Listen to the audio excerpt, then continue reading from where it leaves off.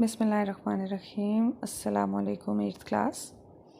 आज का हमारा टॉपिक है ग्लोबल वार्मिंग।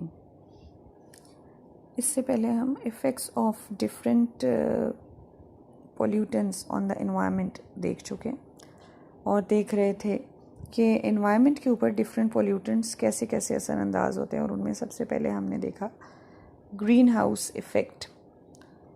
कि ग्रीन हाउस इफ़ेक्ट क्या है कि डिफरेंट गैसेस हीट को अंदर ही ट्रैप किए रखती हैं, सन की रेडिएशन को बाहर नहीं निकलने देती।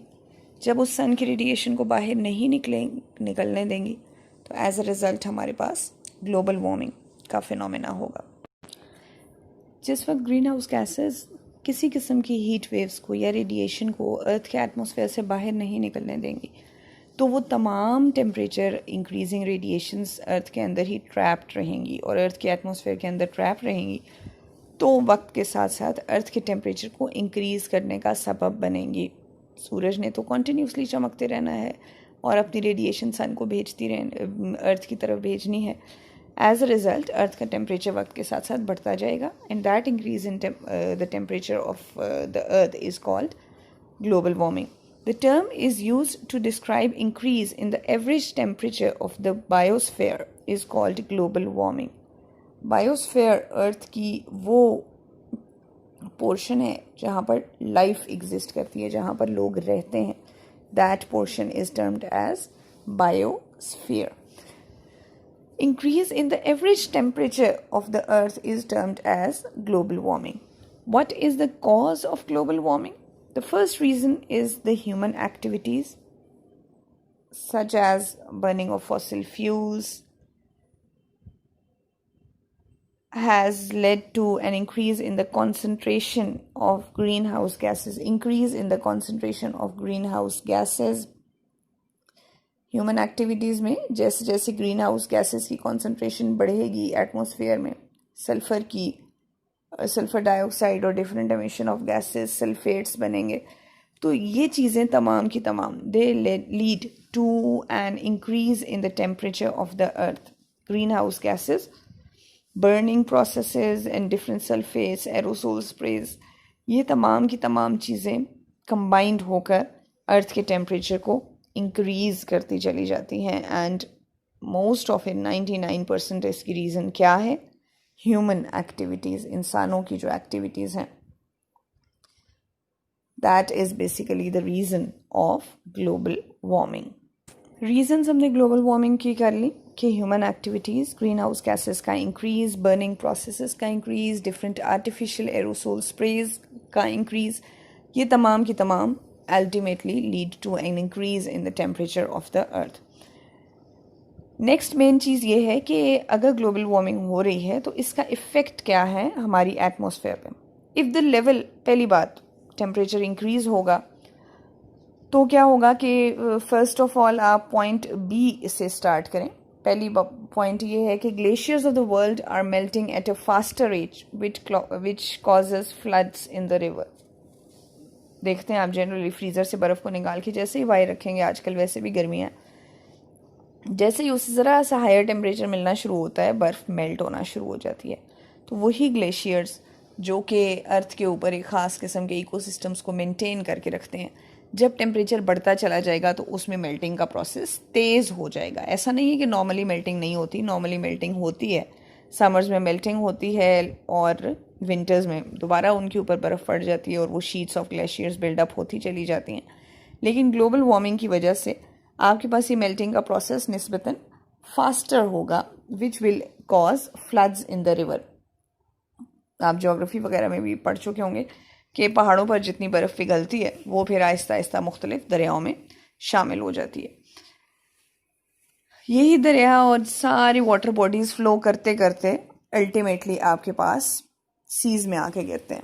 ठीक है, तो if the level of the sea rose, the low lying areas of land would disappear under the sea. The coastal area would be flooded which will have adverse effects on plant and animals life.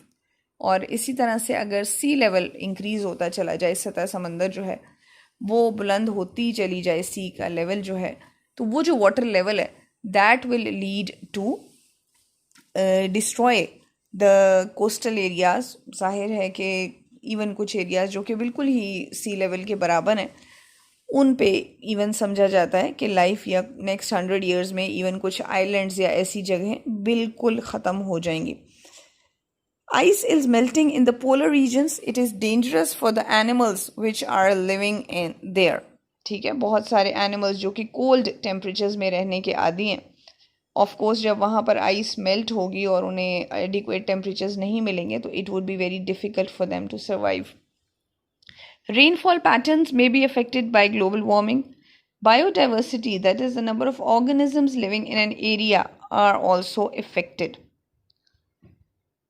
Temperature बढ़ता है, कम होता है, ये सारी चीज़ें हम इंसान तो एसी लगा लेते हैं, हीटर लगा लेते हैं, अपनी कपड़े जो हैं according to the season change कर लेते हैं, लेकिन एनिमल्स एंड प्लांट्स स्पेशली उनके पास लिमिटेड मैकेनिज़म्स हैं. ख़ास आबो हवा में वो ग्रो करते हैं. जब उसको बहुत ज़्यादा उसमें चेंज आएगा तो उनकी लाइफ को इफ़ेक्ट होगा.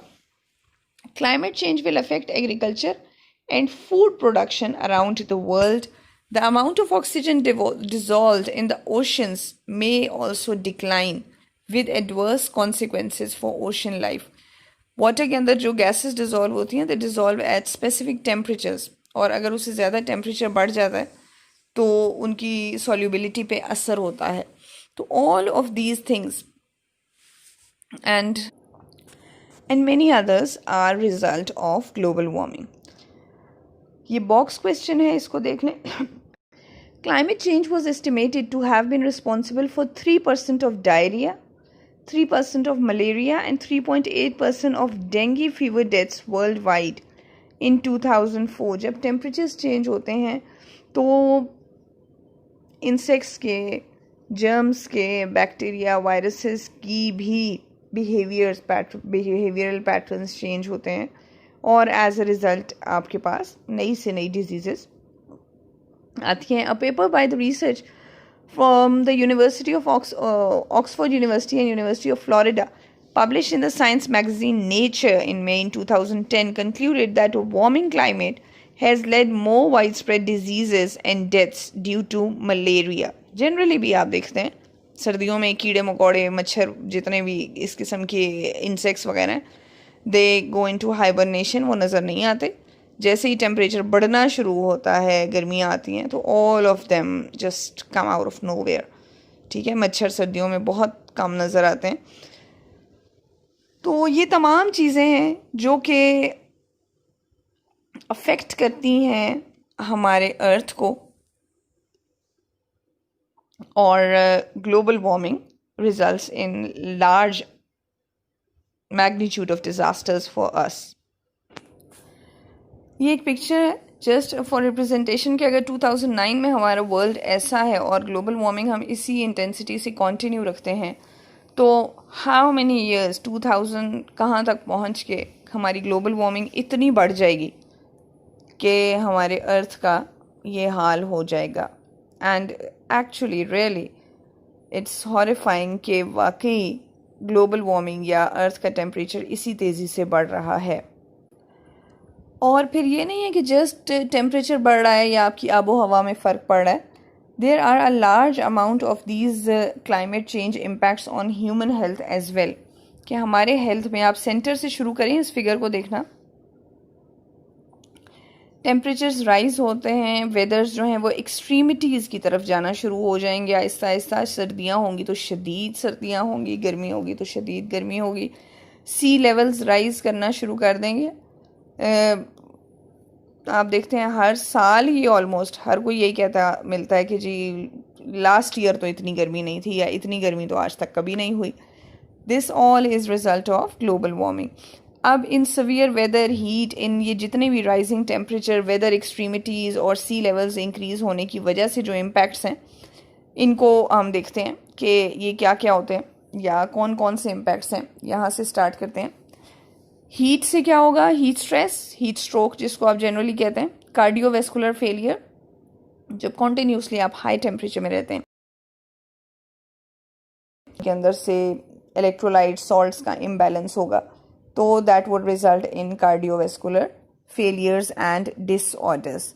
नेक्स्ट आपके पास severe weather, injuries and fatalities. Fatalities means deaths, injuries different types of injuries can be involved. Asthma and cardiovascular diseases air pollution से होंगी. Asthma sort of an allergy type disease है.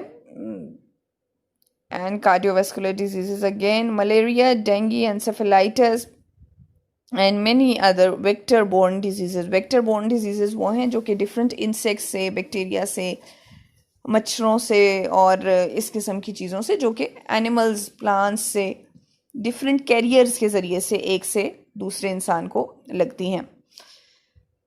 Next we have allergies, respiratory allergies, poison ivy. ये different किस्म की allergies हैं जो कि जाहिर है कि जैसे जैसे आपके इर्द गिर्द टेम्परेचर इंक्रीज़ होगा आपकी बॉडी उसकी आदी नहीं होगी. उस वजह से क्या है, टेम्परेचर बढ़ेगा. गर्मियों में आप देखते हैं कि बहुत सारी डिजीज़ ऐसी जो कि नॉर्मली नहीं होती. कॉलरा है और इसके अलावा डायरिया वगैरह है. ये सारी डिजीज़ आपके पास वाटर बोर्न हैं, ऐसी डिजीज़ जो कि पानी से स्प्रेड होती हैं या वाटर के अंदर मौजूद जर्म्स से स्प्रेड होंगी.